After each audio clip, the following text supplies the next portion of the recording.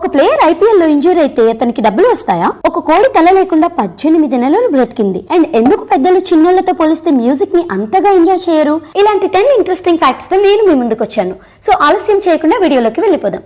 Fact number 10. మన భారతదేశంలో largest state Rajasthan. Area పరంగా ఇది ఎంత పెద్దదంటే ఇందులో బంగ్లాదేశ్, భూటాన్ మరియు నేపాల్ దేశాలు ఫిట్ అయిపోతాయి.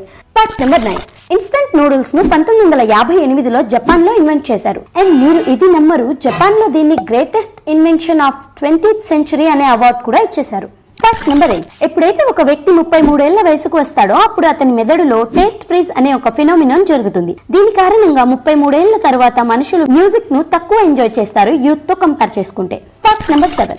మన కడుపులో ఏదైతే హైడ్రాలిక్ యాసిడ్ ఉందో అది ఎంత పవర్ఫుల్ అంటే దాన్ని ఒక కర్ర ముక్క మీద వేస్తే అది దాన్ని కాల్చేస్తుంది. అండ్ కడుపులో బ్లేడ్ ను కూడా అది అరిగించగలదు. Fact number 6. Space hotel business ను వచ్చే సమయంలో నాసా చేయబోతుంది.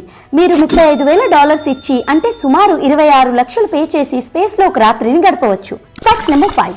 మైక్ ద హెడ్లెస్ చికెన్ అనబడే ఈ కోడి తనకు తలకాయ కట్ అయినా కూడా 18 నెలలు బ్రతికింది. అంటే లిటరల్లీ తల లేకుండా 18 నెలలు. వావ్! ఈ మిరాకిల్ 1940s లో చోటు చేసుకుంది. Fact number 4. హార్వర్డ్ యూనివర్సిటీ వాళ్ళు 100 మందిలో ఎంతమందిని అడ్మిషన్ ఇస్తారో తెలుసా? 1940s లో వీళ్ళ యాక్సెప్టెన్స్ రేట్ 85% ఉండేది. అంటే 100లో 85 మందిని వీళ్ళు తీసుకునేవారు. కానీ ఇప్పుడు అది 4.7% ఉంది. 100లో కేవలం 5 మందిని మాత్రమే వీళ్ళు తీసుకుంటారు. Fact number 3. డీజిల్ తో నడిచే మోటార్ సైకిల్ ను తయారు చేసిన మొట్టమొదటి బ్రాండ్ రాయల్ ఎన్ఫీల్డ్. అయితే ఆ బండితో పొల్యూషన్ ఎక్కువ వచ్చేది. అండ్ గవర్నమెంట్ చెప్పిన పొల్యూషన్ ఎమిషన్స్ నార్మ్స్ ను అది పాస్ అవ్వలేదు. దాంతో అక్కడి నుంచి అవి డిస్కంటిన్యూ అయిపోయాయి. Fact number 2. మన దేశంలో వచ్చిన తొలి హారర్ మూవీ ఏమిటో మీకు తెలుసా? ఆ సినిమా పేరు మొహల్. 1949 లో ఈ సినిమా రిలీజ్ అయింది. అండ్ మన దేశంలో వచ్చిన తొలి హారర్ మూవీ ఇదే. Fact number 1. ఫ్రెండ్స్, ఒక ప్లేయర్ ఐపీఎల్ లో ఆడుతూ ఇంజూర్ అయిపోతే అతనికి ఆ సీజన్ సాలరీ వస్తుందా లేదా అనే డౌట్ మీకు వచ్చే ఉంటుంది. అయితే ఇప్పుడు నేను ఆ డౌట్ ను క్లియర్ చేస్తాను.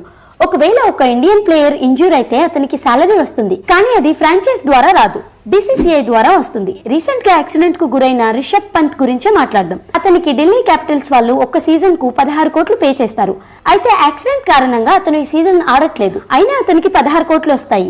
ఎలా అంటే BCCI ఇండియన్ ప్లేయర్స్ కు ఇన్సూరెన్స్ చేసి పెడుతుంది. అండ్ ఇన్సూరెన్స్ కు అయ్యే ప్రీమియం అమౌంట్ కూడా పే చేస్తుంది. దీంతో రిషబ్ కు 16 కోట్లు ఢిల్లీ నుంచి రావు, కానీ ఇన్సూరెన్స్ కంపెనీ నుంచి వస్తాయి. అయితే ఒక విదేశీ ఆటగాడు ఇంజూర్ అయితే అతనికి ఎటువంటి సాలరీ రాదు. ఒకవేళ అతను సీజన్ మధ్యలో ఇంజూర్ అయితే అతను ఎన్ని మ్యాచ్ లో ఆడతాడో అంత డబ్బును అతనికి ఇస్తారు. వీడియో నచ్చితే వీడియోని లైక్ చేసి ఇలాంటి మరిన్ని ఇంట్రెస్టింగ్ వీడియోస్ కోసం మా ఛానల్ ను సబ్స్క్రైబ్ చేసుకోండి. అండ్ పక్కనే ఉన్న బెల్ ఐకాన్ ని యాక్టివేట్ చేసుకోవడం మర్చిపోద్దు.